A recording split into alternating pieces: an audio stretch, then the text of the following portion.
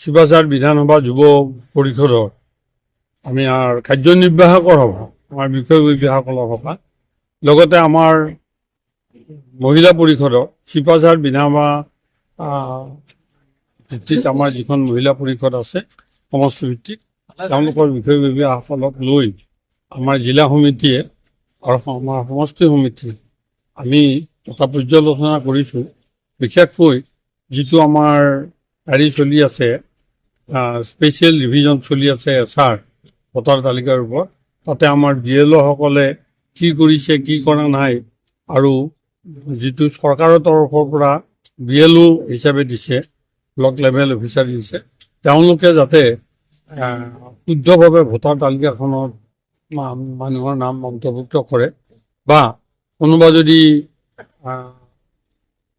যোগ্যতা নথকা লোক ভোটাৰ তালিকাত যাতে সোমাব নোৱাৰে এই সম্পৰ্কত তেওঁলোকে ব্যৱস্থা লৈছে নে নাই এই বিষয়ে আমি আমাৰ কাৰ্যকৰ্তাসকলৰ লগত বহি এখন আমি সাংগঠনিক ভিতৰুৱা আমাৰ দলৰ ভিতৰত বিষয়বোৰ আমি আলোচনা কৰিছোঁ।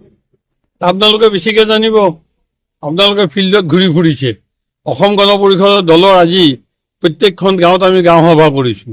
প্ৰত্যেকটো ভোট কেন্দ্ৰৰ বিপৰীতে আমাৰ BLA আমি নিযুক্তি দিছোঁ। আমি মহিলা পৰিষদে কৰিছোঁ। আজি কিছুদিন আগত আপোনালোকে আমাৰ এখন সাধাৰণ সভা হৈ গৈছে, তাত দেখিছে প্ৰায় 200-300 মহিলা তাত উপস্থিত আছে। যুৱ পৰিষদ আমি কৰিছোঁ।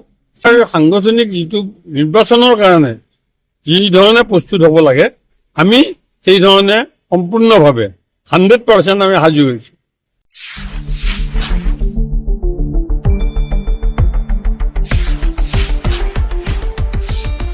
শুদ্ধ আৰু বিস্তৃত বাতৰিৰ বাবে চাই থাকক নিউজ ডেস্ক ৰিপৰ্ট।